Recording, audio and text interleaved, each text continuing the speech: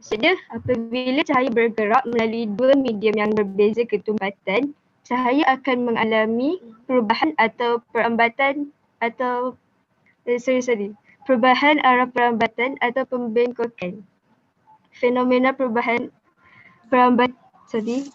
fenomena ni dinamakan pembiasan cahaya. Okey, kejap Balkis Hello, Balkis yang cakap tadi? Okey. Yang lain dengar tak? Kalau dengar tolong tulis kat dalam chat jap, sekat-sekat Siapa ni? Dia kata sekat-sekat. Yang lain dengar tak? Dengar Dengar. Okey, hello, Balkis okey tak? Okey. Sekat-sekat sikit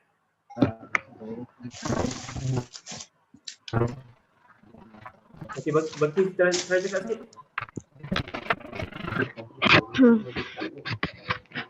Hello, Balkis.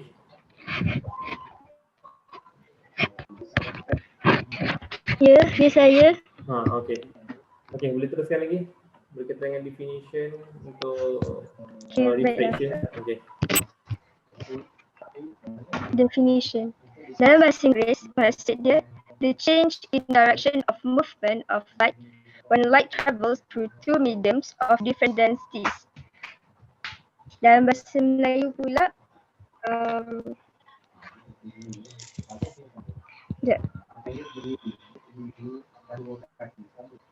dalam bahasa Melayu, apabila cahaya bergerak melalui dua medium yang berbeza ketumpatan, cahaya akan mengalami perubahan arah pembengkokan.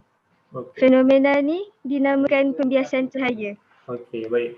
So faham Kalau definisi cikgu interrupt Definisi untuk pada ni pembiasan ini adalah di mana cahaya tersebut dia akan berubah direction, berubah arah sekiranya ada dua medium yang berbeza. Kalau kamu tengok kat bahagian sini, cahaya tersebut bergerak daripada satu medium ke satu medium. Medium ini adalah medium air, yang ini glass ada glass.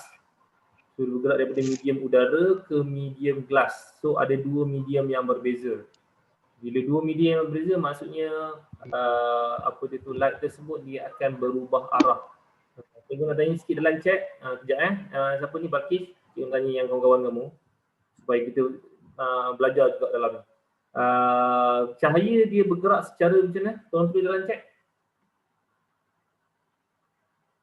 Okey, cahaya bergerak secara lurus. So kalau sekiranya ada dua medium yang berbeza dalam gambar ni kamu tengok, cahaya tersebut dia patutnya lurus tapi dia bengkok ke arah lain. Disebabkan apa? Dia bergerak dalam dua medium yang berbeza. Okey, sebab itulah dia akan berubah direction, change direction. Okey. Berubah direction of movement.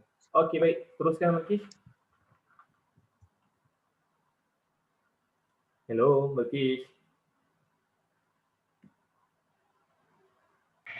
Jadi kita unmute pula. Okey. Kita bergerak pada slide ketiga untuk contoh dia. Okay, slide ketiga contoh dia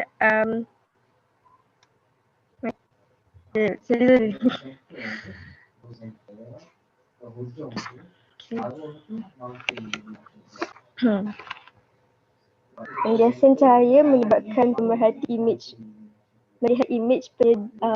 imej ikan berada pada kedudukan lebih cetek berbanding kedudukan sebenarnya. So kalau kita nampak sebenarnya ikan tu dia dekat lagi bawah, tapi bila dari atas kita akan nampak dia lagi dekat. Okey. Itulah maksud dia. Okey, so ini adalah fenomena pembiasan cahaya di mana mata kamu tengok ikan dekat dalam air. So ada dua medium yang berbeza. Tolong tulis dalam chat je apa dua medium yang berbeza kalau dalam gambar ni. Tolong tulis dalam chat apa dua medium yang berbeza dalam gambar ni. Air dan juga water. Okey, air dan juga udara. Ya betul. Good. Udara dekat bahagian atas, air dekat bahagian bawah. So mata ni tengok ikan ni. Cumanya bila berlakunya refraction, cahaya tersebut tidak bergerak secara lurus. Kalau kamu tengok ikan yang sebenar dia naik ke atas, dia tak gerak secara lurus, dia bengkok ke arah mata tersebut. So itu berlaku refraction dekat bahagian sini, di mana mata dia akan lihat image yang image untuk ikan ini adalah berada di atas daripada ikan tersebut. Dia nampak macam ikan ni dekat je dengan bahagian surface untuk water tersebut. Tapi yang real sebenarnya adalah ikan tersebut berada bawah lagi daripada image yang dia nampak. So ini adalah fenomena pembiasan cahaya, di mana mata kamu tertipu dengan image ikan tersebut. Disebabkan oleh apa pembiasan ni berlaku, disebabkan oleh apa? Ada, tuan tulis dan cek. Pembiasan tersebut terjadi disebabkan oleh apa? Sebab apa kamu nampak ada image kat bahagian atas? Okey, dua medium yang berbeza. Okey, good. Dua medium yang berbeza, dia akan menyebabkan direction untuk light tersebut dia akan berubah. Okey, teruskan. Okey.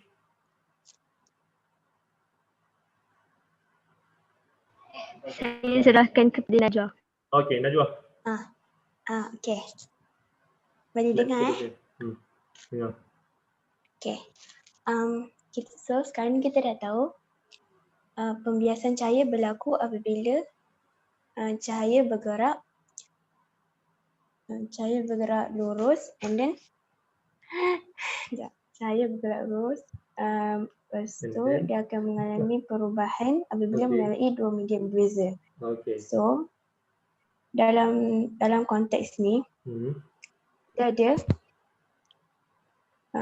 kan dia ada dua medium yang berbeza. So antara dua medium yang berbeza tu ada pemisah antara dia. And akan ada satu line ataupun orang panggil normal line yang perpendicular dengan pemisah antara dua medium tersebut. Okey, sekejap Najwa. Dekat situlah. Najwa, sekejap kita interrupt je Yeah. So apa yang Najwa cakap tadi, dia ada garisan pemisah ni Kalau tuan tengok gambar ni, dia pemisah di antara water dan juga air. So garisan pemisah ni kita panggil sebagai plane. P-L-A-N-E, plane. Ini plane memisahkan di antara water dan juga air. Okey. Di antara kedua-dua medium ini, dia akan ada satu line dotted ni kita panggil sebagai normal. Syarat untuk normal line yang Najwa bagi tahu tadi, dia mesti perpendicular 90 darjah. Normal line dengan plane ni 90 darjah di antara satu sama lain. Itu yang Najwa terangkan kepada kamu. Baik, teruskan Najwa. Okey. Lepas tu bila cahaya tu bergerak, dia datang cahaya datang, orang panggil sinar tuju. Bila dia datang and then incident ray, sinar tuju. Bila sinar tuju dia kan bergerak. Bila dia bergerak, dia akan jumpa dekat antara normal line dengan dekat intersect antara normal line dengan plane. And then dia akan terrefracted dekat medium yang satu lagi. Okay. Okay. Yang lepas tu fenomena sinar tu dipanggil sinar bias. Daripada sinar tuju, dia terbias akan menghasilkan refracted ray ataupun sinar biasan.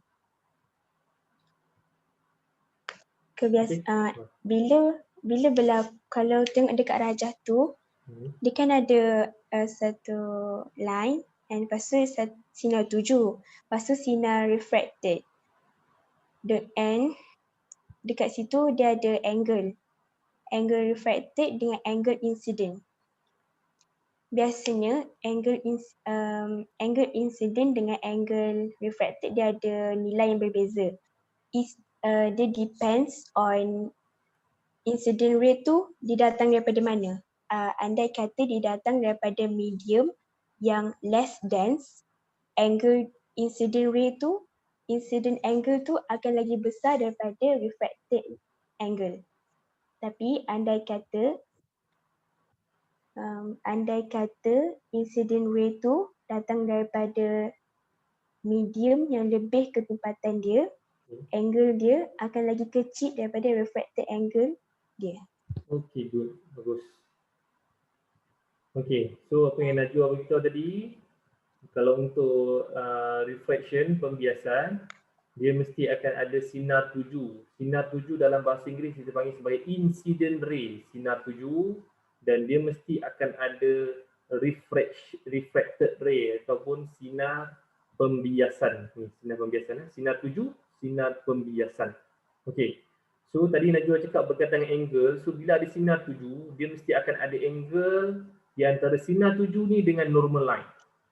Kalau ada refraction ray, ada sinar pembiasan, dia mesti ada sinar dan juga ada normal line, so dia mesti akan ada angle di antara sinar tersebut dan juga normal line. Ni angle dia, ini angle dia. Sekarang ni cikgu nak tanya dekat semua pelajar, kalau kita refer pada gambar yang belah kiri atas sekali ni yang cikgu gerakkan mouse ni. Okey. Angle yang incident dengan refraction, mana satu yang lebih besar, tolong tulis dalam chat. Kamu agak-agak mana satu yang lebih besar angle di antara I dengan R ni? Tolong tulis dalam chat. Okey, refracted ray. Good. Okey, ramai yang jawab refracted ray. Refracted angle ni, angle dia lebih besar daripada incident. Sekarang ni soalan cikgu, Najwa dah terangkan tadi. Cikgu nak tengok kamu dengar tak. Kenapa refraction angle ni lebih besar daripada incident? Tolong tulis dalam chat. Najwa dah terang tadi. Sebab apa angle dia lebih besar? Depends on sinar tuju, salah. Different density. Okey, Hamka. Okey, ketumpatan dia adalah rendah. Jawapan Hamka adalah paling tepat sekali. Okey, bila ketumpatan rendah, angle dia akan jadi besar. Kalau ketumpatan tinggi, angle dia akan jadi, tolong tulis dalam chat. Kalau high density, angle dia akan jadi besar ke kecil? Okey, kecil. So itu yang Najwa terangkan tadi berkaitan dengan angle ni. Cuba kita tengok yang bahagian kanan ni. Tolong bagi tahu kat cikgu angle mana yang lebih besar. Gambar yang belah kanan atas sekali ni. Incident dengan refraction angle, mana lebih besar? Incident. Okey, incident angle lebih besar. Okey, kamu jawab incident angle lebih besar. Sebab apa incident angle lebih besar daripada refraction angle? Tolong tulis dalam chat. Sebab apa incident ni lebih besar? Okey, sebab incident ketumpatan dia rendah. Ya, bagus. Less density daripada yang refraction. Okey, good. Fahamlah tu. Okey. So ini syarat dia untuk refraction berlaku. Dia kena ada incident ray, dia kena ada refraction ray, dia kena ada normal line. Dan dia wajib ada dua medium yang berbeza. Baru boleh jadi pembiasan. Okey. Okey, teruskan Najwa. Yang bawah ni macam mana? Okey. Okey. Okey. Lepas tu, pembiasan cahaya tak akan berlaku jika cahaya bergerak selari dengan normal line. Okey, good. So, maksudnya refraction of light takkan berlaku sekiranya cahaya bergerak secara parallel dengan normal line. Okey, good. So kalau kamu tengok dalam gambar ni yang bahagian bawah ni, belah kiri dan juga kanan ni, bahagian bawah. Piramid yang belah kiri ni, dia punya incident ray straight. Refraction ray pun straight. Supposedly kalau refraction dia akan bengkok. Tapi dia straight saja. Disebabkan oleh apa? Najwa dah terang tadi. Dia parallel dengan normal line. Ni garisan normal line, ni garisan sinar. Sinar dengan normal line dia dalam keadaan yang selari. Kalau selari bermaksud refraction tidak akan berlaku. Faham ke tak? Tolong tulis dalam chat kalau faham. Kalau tak faham, tulis dalam chat. Okay, faham So refraction tak akan berlaku sekiranya selari dengan normal line. Okay, baik. Teruskan Najwa. Slide seterusnya, yang nombor 6 tu dia terangkan yang pasal angle tu. Yang itulah yang angle tu. Yang slide ke-7 tu saya serahkan kepada Balkis. Najwa. Cuba kamu respon dengan pelajar-pelajar ni jap. Cuba tanya soalan je berkaitan dengan ni. Berkaitan angle ke, berkaitan apa ke yang dalam gambar ni. Minta diorang jawab dalam chat. Saya kena tanya ke? Ya, kamu kena tanya. Okey. Macam ni. Kalau saya bagi satu situasi di mana cahaya bergerak daripada daripada medium yang kurang ketumpatan and then terrefracted dekat air, iaitu lebih tumpat daripada udara. So dekat sini nak tanya, angle mana yang lagi besar? Boleh jawab dalam chat kawan-kawan. Angle mana yang lebih besar? Okey, respon. Okey, betul.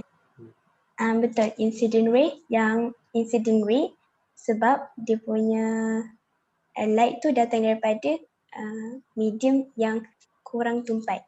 Okay, good. Betul lah tu? Okay. Okay, baik. Okay, teruskan lagi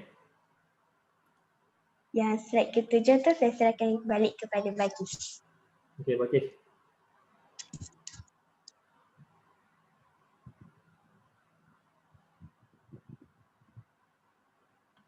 Hello, Balqis. Okay, ini diterangkan. Kalau kita ambil satu gelas air, lepas tu kita ambil kita buka kat dalam skrin kita punya pad satu area, jadi kita letakkan cawan tu yang berisi air dekat depan dia, gambar tu dia akan jadi terbalik. Itulah maksud dia. Kamu letakkan arrow dalam gelas ni. Arrow and a glass of water. Kita letakkan gelas, dia jadi terbalik. So, apa kamu punya explanation? Balqis? Hello, Balqis? Hello, Balqis? Sebab cahaya bergerak. Ya cikgu. Sebab Okay. cahaya bergerak melalui dua medium yang berbeza ketumpatan dia. Okay, sebab apa dia jadi terbalik? The arrow change its direction because light through two medium of different density. Cikgu, sebenarnya saya pun tak tahu. Cikgu rasa ni Sebenarnya kamu saya salah. pun tak tahu. Kamu salah Cari ambil dekat. contoh ni salahnya. Tak apalah, kita abaikanlah slide ni. Slide ni rasanya macam dah lari daripada benda yang terangkan ni. Okay, supposedly kalau kita letakkan apa dia ni, gelas dekat bahagian sini, kata kalau kita letak air kat bahagian ni, arrow tu dia nampak lebih jelas ke bahagian hadapan. Dia seolah-olah macam situasi ikan tadi tu. Arrow tu tak bahagian belakang, tapi kamu nampak seolah-olah dia betul-betul berada di bahagian gelas depan ni. Itu baru betul. Cuma arrow ni jadi direction yang berbeza tu, dia bukan dalam silibus kamu.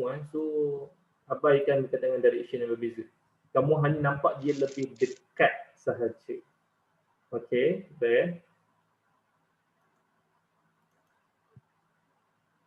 Tu je. Hello. Itu sahaja daripada kami. Okay, tu je. Okay, baik. Terima kasih kepada grup yang pertama. Masa untuk apa dia ni, Zoom kita ni,